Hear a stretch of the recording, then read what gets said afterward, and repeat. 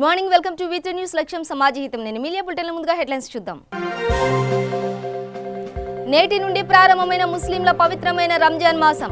Lockdown నేపథ్యంలో ఇంట్లోనే ప్రార్థనలు చేసుకోవాలని ఫతేపూరి మసీద్ షాహీ ఇమాంల సూచన. దేశంలో 23,077కు చేరిన కరోనా బాధితులు. 14 రోజుల్లో 80 జిల్లాల్లో ఒక్క కొత్త కేసు కూడా నమోదు కాలేదన్న కేంద్రం. రాష్ట్రానికి రానున్న ఇంటర్ మినిస్టీరియల్ సెంట్రల్ టీమ్స్. రాష్ట్రంలో అష్టదిగ్బంధనం అమలు తీరును పర్యవేక్షించనున్న కేంద్ర బృందాలు. డీటెయిల్స్ చూస్తే ముస్లింలకు పవిత్రమైన రంజాన్ మాసం ప్రారంభమైంది.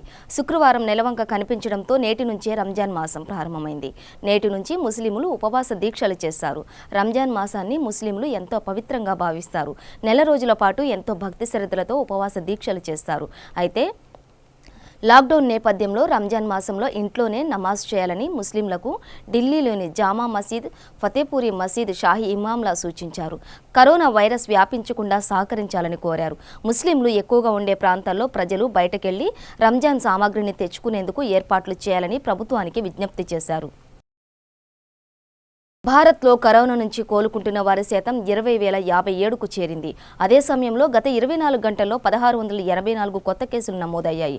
దీంతో దేశంలో మొత్తం కేసుల సంఖ్య 23,077కు చేరిందని కేంద్ర ఆరోగ్య మంత్రిత్వ శాఖ సంయుక్త కార్యదర్శి లవ్ అగర్వాల్ తెలిపారు. ఇప్పటి వరకు 718 మంది చనిపోయారు.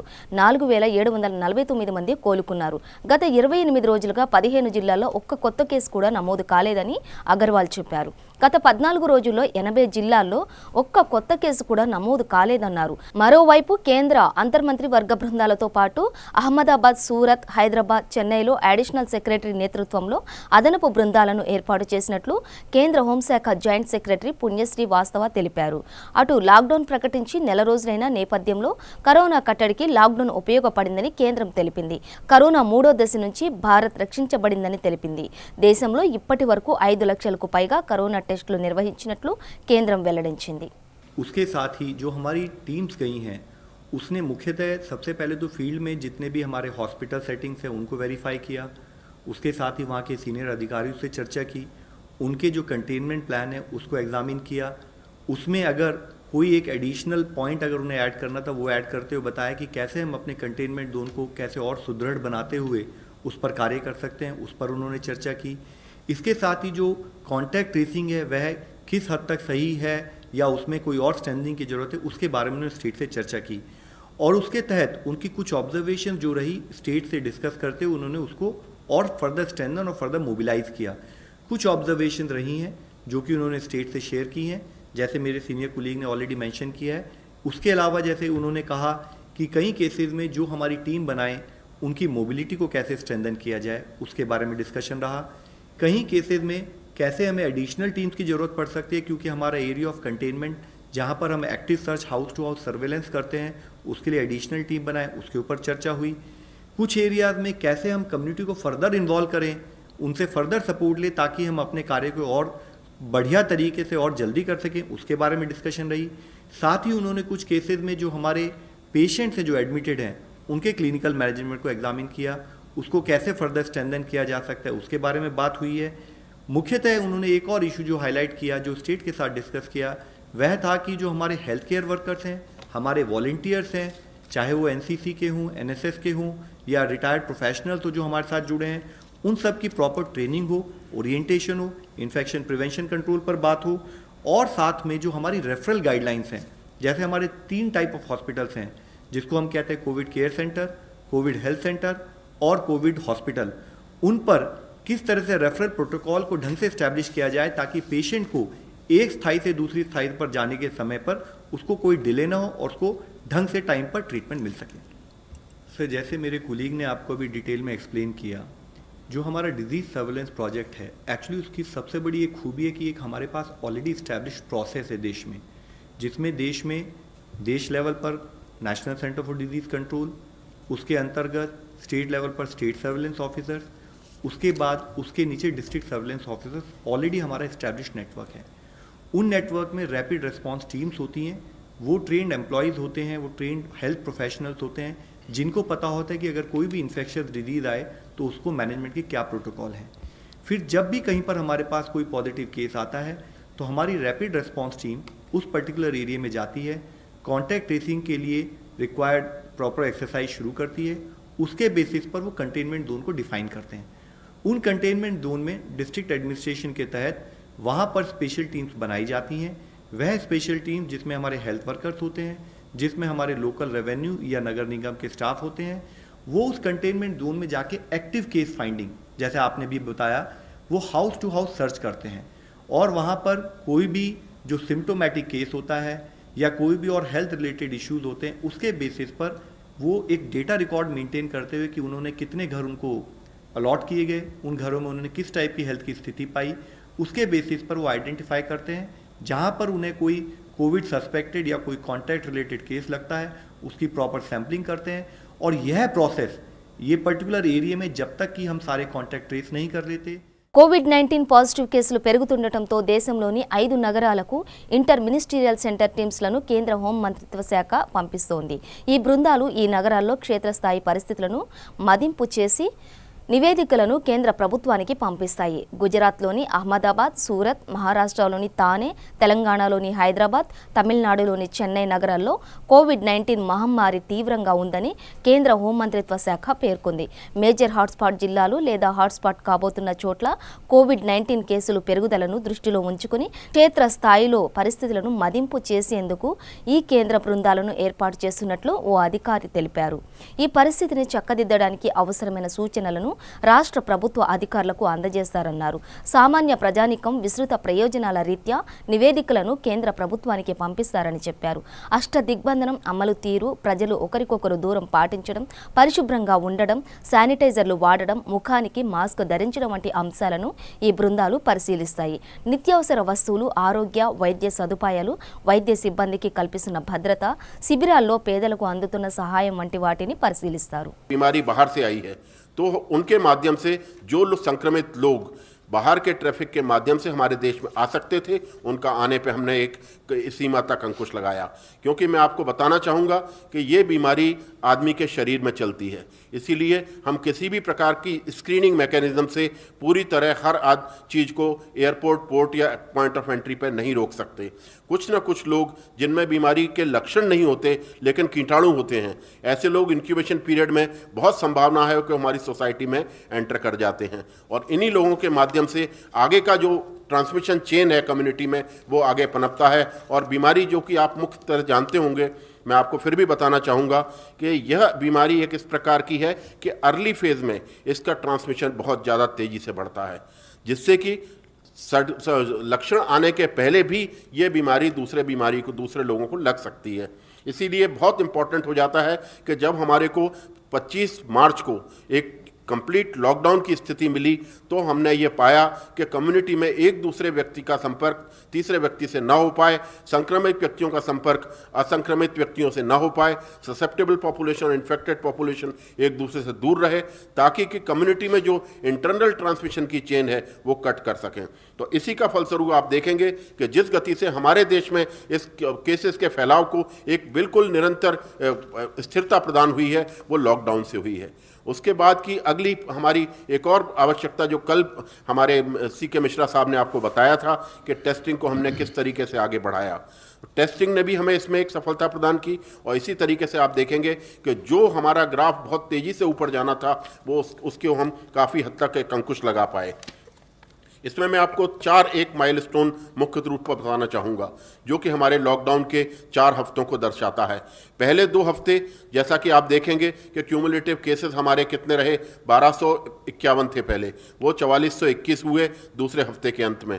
इसमें हमारा डबलिंग टाइम जो आप देखते होंगे रोजाना, और जिससे कि आप सभी काफ़ी हद तक वो भी होते जानकारी भी आपको मिल चुकी होगी कि हमारा डबलिंग टाइम इसमें डिक्रीज़ हुआ था। कारण क्योंकि जो इन्फेक्टेड लोग हमारी कम्युनिटी में आ गए थे उन सब लोगों को अगले 14 दिन में किसी न किसी रूप में लक्षण के माध्यम से सामने आना ही था, और उनके आने के दौरान हमारा डबलिंग टाइम या हमारा केस एक सीमा से बढ़ना था। लेकिन उसी के फलस्वरूप आप अगले 2 हफ्ते में देखेंगे कि 7 से लेकर 20 अप्रैल तक हमारे इसमें हमने देखा डबलिंग टाइम में किस तरीके का इजाफा हुआ, या हमने अपने केसों को दोगुना करने की रफ्तार में किस प्रकार एक रोकने और एक ब्रेक लगाने बनाने की उस पद्धति में सफलता पाई। तो ये मैं आपको बताना चाहूँगा कि आज की तारीख में जो हमारा डबलिंग रेट 9 दिन तक पहुँच गया है, ये एक दिखाता है कि जो पेंडेमिक एक गति से तेज़ी से फैलाव कर रहा था दुनिया में, जिसने बहुत सारे देशों को अपने उसमें ले लिया है, वो उस पेंडेमिक पे हम किस हद तक अपने इन प्रयासों के दौरान कुछ हद तक रोक लगा पाए। धन्यवाद। अब मैं आमंत्रित करता हूं chairman empowered group 1 which is dealing with medical emergency and management plan sir. YSR సున్నా వడ్డీ పథకాన్ని ముఖ్యమంత్రి వైఎస్ జగన్మోహన్ రెడ్డి అమరావతి నుండి వీడియో కాన్ఫరెన్స్ ద్వారా ప్రారంభించారు. ముఖ్యమంత్రి వీడియో కాన్ఫరెన్స్ అనంతరం కర్నూలు జిల్లా కలెక్టరేట్ వీడియో కాన్ఫరెన్స్ హాల్ నుండి జిల్లా కలెక్టర్ జి వీరపాండియన్, స్థానిక MLA Hafeez Khan, DRDA PD Srinivasulu, Mepma PD Tirumaleshwar Reddy తదితరులు వైఎస్ఆర్ సున్నా వడ్డీ పథకం ద్వారా జిల్లాల్లో అర్హులైన 6,08,322 మంది ఎస్హెచ్జి మహిళలకు 105.14 కోట్ల ఆర్థిక లబ్ధి చెక్కును డిఆర్డీఏ మెప్మా ఎస్హెచ్జి సమాఖ్యలకు అందించారు. పత్తికొండ నియోజకవర్గ పరిధిలోని 3,885 పొదుపు సంఘాలకు 7,25,00,000 రూపాయలను సున్నా వడ్డీ రుణాలకు పత్తికొండ ఎమ్మెల్యే చెరుకులపాడు శ్రీదేవమ్మ శ్రీకారం చుట్టారు. స్థానిక ఎమ్మెల్యే నివాసం వద్ద పొదుపు సంఘం లీడర్లకు ఐకేపీ అధికారుల ఆధ్వర్యంలో వైఎస్ఆర్ సున్నా వడ్డీ పథకం కింద నమూనా చెక్కును అందించారు. ఈ కార్యక్రమంలో ఐకేపీ అధికారులు, వైసీపీ మండల కార్యదర్శి బజారప్ప, ఉమాకాంత్ రెడ్డి తదితరులు పాల్గొన్నారు. మాస్క్ కూడా ఆల్రెడీ స్టార్ట్ చేసాం సార్. దాదాపు 4 లక్షల మాస్క్ వచ్చేసి ఇప్పుడు దాకా డిస్ట్రిబ్యూట్ చేశాం సార్. మొత్తం కూడా ఫస్ట్ ఫేజ్లో రెడ్ జోన్ మొత్తం కూడా కవర్ చేస్తున్నాం సార్. దాదాపు 14 లక్షల మాస్క్ వచ్చేసి ఇప్పుడు దాకా పుట్టారు సార్. ఇంకా కూడా పుడుతూ ఉన్నారు సార్. మా దగ్గర నుంచి వరోకల్ మండలం మహిళా సమైక్య సెక్రటరీ రాజు సాగర్ మాట్లాడాలని కోరుతున్నాను. నమస్తే సార్, నా పేరు తాజు నిసాగి సార్. మా గ్రామం ఊరువకల్లు. నేను ఎంఎంఎస్ సెక్రటరీగా పనిచేస్తున్నాను సార్. గత 2004లో వైఎస్ఆర్ రాజశేఖర రెడ్డి సార్ గారు మహిళలకు ఇబ్బంది పడకూడదు, అధిక వడ్డీ బాధ నుంచి తగ్గించాలని పావుల వడ్డీ రుణాన్ని ప్రవేశపెట్టారు సార్. మళ్ళీ రెండవసారి ఆయన అధికారంలోకి వచ్చిన తర్వాత పూర్తిగా వడ్డీ భారం తగ్గించాలని చెప్పి జీరో వడ్డీగా ఇవ్వాలని ఆలోచన చేశారు సార్. మా దురదృష్టం వల్ల ఆయన లేకపోవడం వల్ల మేము చాలా ఇబ్బందులు పడ్డాము సార్. గత వేరే ప్రభుత్వం వచ్చిన తర్వాత మాకు జీరో వడ్డీకి వస్తుంది, రుణమాఫీ అని చెప్పారు సార్. కానీ అవి ఏమీ చేయలేదు సార్. అయితే మేము అందుకు ఫలంగా 3 లక్షల రూపాయలు 3 కోట్ల రూపాయలు వడ్డీ నష్టమైపోయాము సార్. అయితే మీరు పాదయాత్ర చేశారు సార్. పాదయాత్ర చేసినప్పుడు మా కష్ట సుఖాలన్నీ మీరు తెలుసుకున్నారు సార్. మా ఇబ్బందులను గమనించినారు సార్. అయితే మీరు మొట్టమొదట మీరు ప్రభుత్వంలోకి వచ్చినాక తండ్రికి తగ్గ తనయుడుగా మీరు మా కష్ట సుఖాలను ముందుగా ఆలోచన చేసి మాకు ఈ జీరో బడ్జెట్ కింద 1,400 కోట్లు బ్యాంకులో కట్టినారు సార్. ఇది చాలా సంతోషమైనటువంటి విషయం సార్. రైతులకు నష్టపోకుండా అరటి తోటలకు మీరు డబ్బునిచ్చి ఆ అరటి మా ఇంటి ముంగిటికి తీసుకొచ్చి తినేలాగా చేస్తున్నారు సార్. ఇటువంటి మీరు మంచి కార్యక్రమాలు చేస్తున్నారు కాబట్టి మీరు కలకాలంగా సుఖంగా ఉండాలని మా 10,000 మంది మహిళల మా అక్క చెల్లెళ్ళమంతా మా రాష్ట్రంలో ఉన్న అక్క చెల్లెళ్ళమంతా మీకు దీవిస్తూ మీ యొక్క ప్రభుత్వం కలకాలం ఉండాలని కోరుకుంటున్నాను సార్. మీరు ఎప్పుడైతే బాగా ఉంటారో మేము కూడా ప్రశాంతంగా ఉంటామనే నమ్మకం మాకు కలిగింది సార్.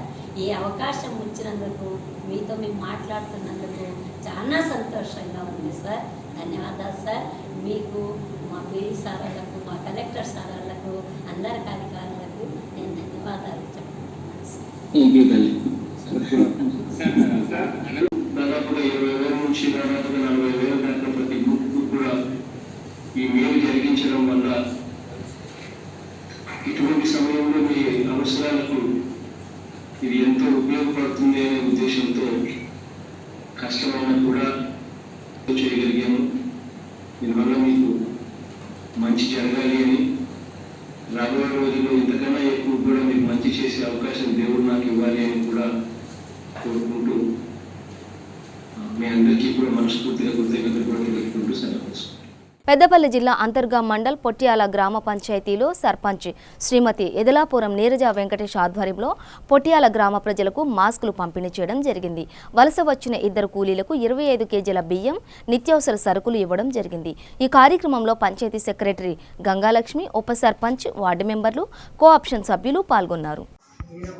ఈ కరోనా నియంత్రణలో భాగంగా మా తండ్రి గారు అయిన పూజలు సుబ్బయ్య పటేల్ గారు మరియు అమ్మవ గారి చేతుల మీదుగా మాస్కులు పంపిణీ చేయడానికి వాళ్ళ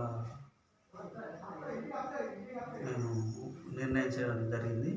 దీంట్లో భాగంగా మా అమ్మగారితో మాస్కులు పంపిణీ చేయడం జరుగుతుంది. దీంట్లో మా అబ్బాయి గారు శ్రీశాంక్ పటేల్, మా బ్రదర్, మా అన్నయ్య గారు విజయభాస్కర్ గారు కూడా పాల్గొనడం జరిగింది. జగిత్యాల జిల్లా మల్లాపూర్ మండలం కేంద్రంలో విధులు నిర్వహిస్తున్న పారిశుద్ధ్య కార్మికులకు, ఆశా కార్యకర్తలకు, గ్రామ సహాయ ఎలక్ట్రీషియన్లకు పల్లికొండ నారాయణ ఆధ్వర్యంలో 25 మందికి బియ్యం, నిత్యావసర సరుకులను బీజేపీ కోరుట్ల నియోజకవర్గ ఇన్ఛార్జ్ జేఎన్ వెంకట్ చేతుల మీదుగా అందజేశారు. ఈ సందర్భంగా జేఎన్ వెంకట్ మాట్లాడుతూ ఇలాంటి కార్యక్రమాలు బీజేపీ పార్టీ అన్ని గ్రామాల్లో చేపడుతుందని, ఈ విపత్కర పరిస్థితుల్లో బీజేపీ పార్టీ ప్రజలకు అండగా ఉంటుందని తెలిపారు. ఈ కార్యక్రమంలో మండల అధ్యక్షుడు ముద్దం సత్యనారాయణ గౌడ్, ముత్యాల చంద్రశేఖర్, ఎర్ర రాజు, మార్గం రాజేశ్వర్, రమేష్ నాయక్, డాక్టర్ నరేందర్, గొడిసెల గంగా నరసయ్య తదితరులు పాల్గొన్నారు. మనమందరం ఇంట్లో ఉంటే ప్రజల్ని రక్షించడానికి, వాళ్ళ ప్రాణాలను పణంగా పెట్టి, వాళ్ళ కుటుంబాలను వదిలి ఈరోజు ప్రజల కొరకు కష్టపడుతున్న పారిశుద్ధ్య సిబ్బందికి నా మనస్పూర్వకంగా నేను నమస్కారం తెలియజేస్తున్నాను. అదేవిధంగా రోజు ప్రతి ఇంటిలో పరీక్షలు చేస్తూ, ప్రతి ఇల్లు తిరుగుతూ, ఆశా వర్కర్సు ఎక్కడ జ్వరం వచ్చినా వాళ్ళ ఇంట్లో జ్వరం వచ్చినట్టుగా, వాళ్ళ కుటుంబ సభ్యులకు కష్టం వచ్చినట్టు ప్రతి ఇంటికి వెళ్ళి ఎవరికి జ్వరం వచ్చినా సర్దున్న వాళ్ళందరినీ తీసుకెళ్ళి గవర్నమెంట్ హాస్పిటల్లో చూయించి డాక్టర్లతో ట్రీట్మెంట్ ఇప్పిస్తూ ప్రతి ప్రజల్ని ఆరోగ్యంగా కాపాడుతున్న ఆశా వర్కర్లందరూ కూడా నా మనస్పూర్వకంగా కృతజ్ఞతలు తెలియజేస్తున్నాను. అదేవిధంగా ఈరోజు పోలీస్ డిపార్ట్మెంటు, ఎలక్ట్రిసిటీ డిపార్ట్మెంటు, మనమందరం ఇంట్లో ఉన్నాం. మనమందరం ఇంట్లో సుఖంగా ఉండాలి, టీవీలు చూసుకుంటూ ఉండాలి, ఫ్యాన్ వేసుకొని ఉండాలంటే కరెంట్ రావాలి. కరెంట్ ఉంటేనే మనమందరం ఇంట్లో సుఖంగా ఉంటాం. లేకుంటే ఈ ఎండాకాలం ఇంత వేడిలా బయట ఉండే పరిస్థితి ఉండదు. మనల్ని సుఖంగా ఉంచుతున్న కరెంటు సిబ్బంది కూడా మనస్పూర్వకంగా కృతజ్ఞతలు చేస్తున్నాం. అదేవిధంగా పోలీస్ సిబ్బంది ప్రతి ఒక్కరిని వాళ్ళ కుటుంబ సభ్యులుగా కాపాడుతున్నారు. వారికి రెవెన్యూ సిబ్బంది అందరూ కూడా మనస్పూర్వకంగా కృతజ్ఞతలు తెలియజేస్తూ, ప్రజలందరికీ కూడా నా యొక్క విన్నపం, ఈ నెల రోజుల నుంచి మీరు కష్టపడుతున్నారు, ఇంట్లో ఉంటున్నారు, కాపాడుతున్నారు. ఈ 20 రోజులు మనం జాగ్రత్తగా ఉంటే మన దగ్గరికి మళ్ళీ కరోనా రాకుండా ఉంటుంది. మన జిల్లాలో మొన్నటి వరకు 2 కేసులు ఉండేది. ఆ 2 కేసుల ద్వారా, ముఖ్యంగా ఒకటి కల్లూరు, ఒకటి కొరట్లలో, ఈ 2 కేసుల ద్వారా మన ప్రాంతంలో ఏమన్నా వెళ్తుందేమో అని భయపడ్డాం. కానీ వాళ్ళకు సంబంధించిన కుటుంబ సభ్యులు లేకుండా ఉంది.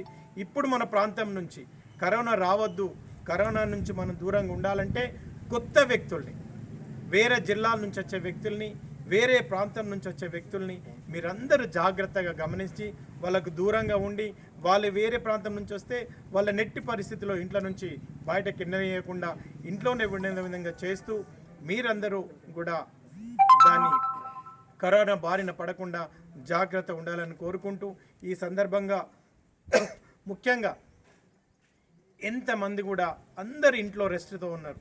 ప్రపంచమంతా ఇంట్లో రెస్ట్లో ఉన్నా కూడా రైతాంగం, మన ప్రాంత రైతులు వాళ్ళు ప్రొద్దున లేచి తోటలకి వెళ్ళి పారిచ్చి, కూరగాయలు పండించి, పంట పండించి మనం ఇంట్లో సుఖంగా ఉన్న మన ఇంటికి తినడానికి ఈరోజు ఏ బిజినెస్ నడవట్లేదు, ప్రపంచంలో ఏ పని నడవట్లేదు, ఒకే ఒకటి నడుస్తుంది, అది వ్యవసాయం.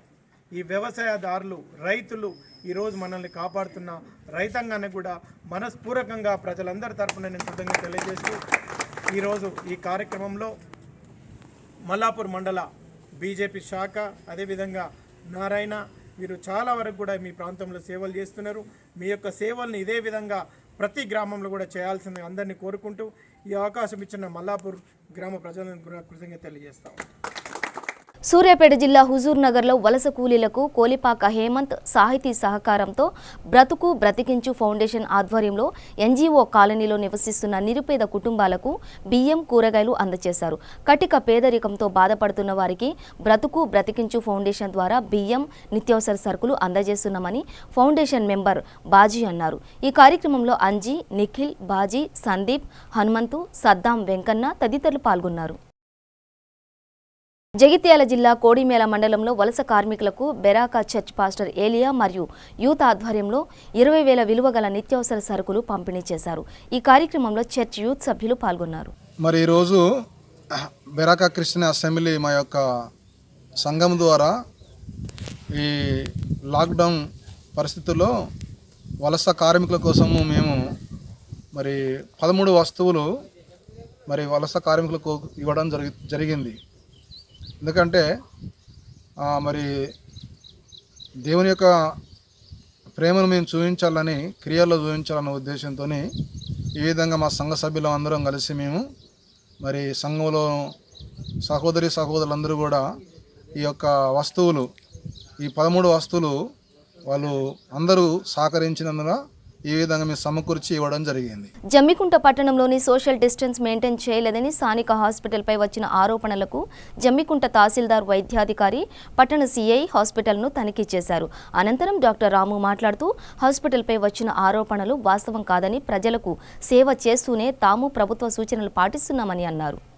ఈరోజు శ్రీరామ హాస్పిటల్లో అనుకోకుండా ఒక emergency patient brought dead Mahesh అని లోకల్లో ఒక బట్టల వ్యాపారి రావడం వలన వారితో పాటు కొంతమంది రావడము జరిగింది. అటువంటి వాళ్ళను మనము చూసి బ్రాడ్ డెత్గా చెప్పి వాళ్ళను గవర్నమెంట్ హాస్పిటల్కి పోయి చూసుకోమని అన్నాం. ఆ మధ్యకాలంలోనే కొంత ఎమర్జెన్సీగా ప్రెగ్నెన్సీ పేషెంట్లు రావడం వలన ఆ టైంలో ఉబిరి ఎక్కువయ్యే వరకు దాని మీద కంప్లైంట్గా ఇచ్చారు.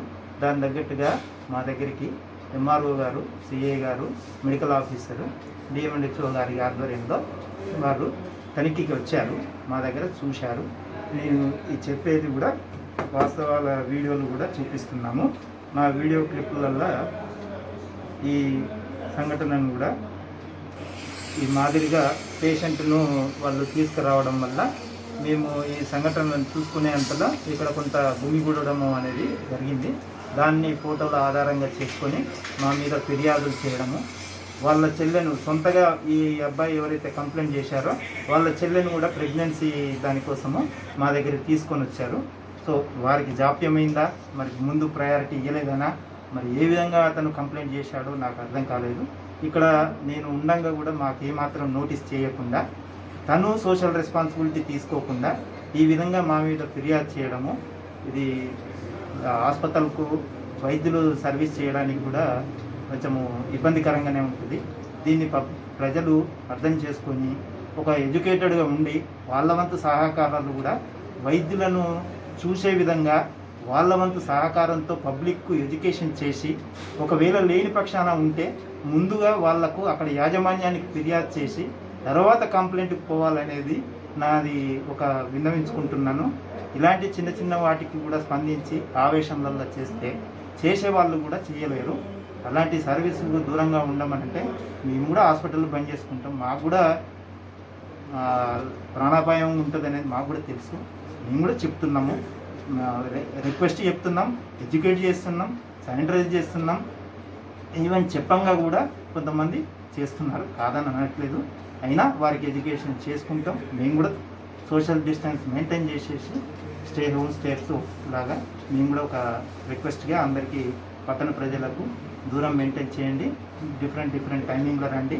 ఎమర్జెన్సీలో అయితేనే హాస్పిటల్కి వచ్చి చూసుకోండి దయచేసి. మెదక్ జిల్లా తూప్రాన్ మున్సిపాలిటీ పరిధిలోని పోతరాజ్పల్లి గ్రామంలో అక్రమంగా మద్యం నిల్వ ఉంచి అధిక ధరలకు మద్యం అమ్ముతున్నారన్న సమాచారం మేరకు తూప్రాన్ సిఐ స్వామిగౌడ్, ఎస్ఐ సుభాష్లు దాడి చేసి 43 మద్యం బాటిళ్లు స్వాధీనం చేసుకుని కేసు నమోదు చేశారు. సిఐ స్వామిగౌడ్ మాట్లాడుతూ లాక్డౌన్ నిబంధనలు ఉల్లంఘించి మద్యం అమ్మకాలు ఎవరు జరిపినా కఠిన చర్యలు తీసుకుంటామని హెచ్చరించారు. ఈరోజు తూప్రాన్ మండలంలోని తూప్రాన్ మున్సిపాలిటీ పట్టణ పరిధిలో పోతరాజ్పల్లి గ్రామంలో యాస్కి నరసింహగౌడ్ అనే వ్యక్తి వద్ద అక్రమ మద్యం నిల్వ ఉందనే సమాచారం మేరకు నేను ఎస్ఐ సుభాష్ మా ఐడి పార్టీ సిబ్బంది అందరం కలిసి వారి ఇంటిపై రైడ్ చేయడం జరిగింది. దాంట్లో వెళ్తే మాకు royal green water bottles 28 bottles royal green water bottles, అలాగే ఆఫీసర్ చాయిస్ బాటిల్స్ ఒక హాఫ్ బాటిల్ 15 నెంబరు మొత్తం 43 మద్యం బాటిళ్లను అధిక ధరకు అమ్ముతున్నాడు. అలాగే అక్రమంగా లాక్డౌన్ నిబంధనలకు వ్యతిరేకంగా అమ్ముతున్నారనే సమాచారం మేరకు వీళ్ళను పట్టుకోవడం జరిగింది. అలాగే లాక్డౌన్ నిబంధనలు ఉల్లంఘించి ఎలాంటి మద్యం అమ్మినా ఎవరైనా ఈ వైన్ షాప్ నుంచి తెచ్చుకొని నిల్వ ఉంచుకున్న స్టాక్ కానీ ఏదైనా ఉన్నా ఎట్టి బస్సులా ఉపేక్షించలేదు, వారిపై కఠిన చర్యలు తీసుకుంటామని తెలియజేస్తున్నాం. దీనికి గాను ఇన్ఫర్మేషన్ గాను మా ఐడి పార్టీ సిబ్బంది నరసింహ్, నితిన్, అలాగే అన్వర్, లాల్ సింగ్ అందరూ కూడా చేశారు. వారిని కూడా అభినందిస్తున్నాం. సంగారెడ్డి జిల్లా పుల్కల్ మండల పరిధిలో గ్రామాలలో వరి కొనుగోలు కేంద్రాలను ఆందోళన ఎమ్మెల్యే చంటి క్రాంతి కిరణ్ చేతుల మీదుగా ప్రారంభించారు. రైతులు వీటిని సద్వినియోగం చేసుకోవాలని ఆయన అన్నారు. రైతులు కష్టపడి పండించిన పంటను దళారుల పాలు చేయకుండా ప్రభుత్వం ఏర్పాటు చేసిన వరి కొనుగోలు కేంద్రాలలోనే తమ ధాన్యాలను విక్రయించి అధిక లాభాలు పొందాలని ఆందోళన ఎమ్మెల్యే చంటి క్రాంతి కిరణ్ అన్నారు. కొనుగోలు కేంద్రాల వద్ద రైతులకు కావలసిన మౌలిక సదుపాయాలు కల్పించాలన్నారు. రైతులకు టోకెన్లు పంపిణీ చేసి వాటి ద్వారానే ధాన్యం కొనుగోలు చేయాలన్నారు. ఎక్కడైనా తూకంలో మోసాలు కనుక జరిగితే వారిని చట్టపరంగా చర్యలు తీసుకుంటామన్నారు. ఈ కార్యక్రమంలో ZP chairman Manjushri Jaipal Reddy, MPP Chaitanya, తహసీల్దార్ మురళి తదితరులు పాల్గొన్నారు. బులెటిన్ ముగించే ముందు హెడ్లైన్స్ మరోసారి. నేటి నుండి ప్రారంభమైన ముస్లింల పవిత్రమైన రంజాన్ మాసం. లాక్డౌన్ నేపథ్యంలో ఇంట్లోనే ప్రార్థనలు చేసుకోవాలని ఫతేపూరి మసీద్ షాహీ ఇమాంల సూచన. దేశంలో 23,077కు చేరిన కరోనా బాధితులు. 14 రోజుల్లో 80 జిల్లాలో ఒక్క కొత్త కేసు కూడా నమోదు కాలేదన్న కేంద్రం. రాష్ట్రానికి రానున్న ఇంటర్ మినిస్టీరియల్ సెంట్రల్ టీమ్స్. రాష్ట్రంలో అష్టదిగ్బంధనం అమలు తీరును పర్యవేక్షించనున్న కేంద్ర బృందాలు.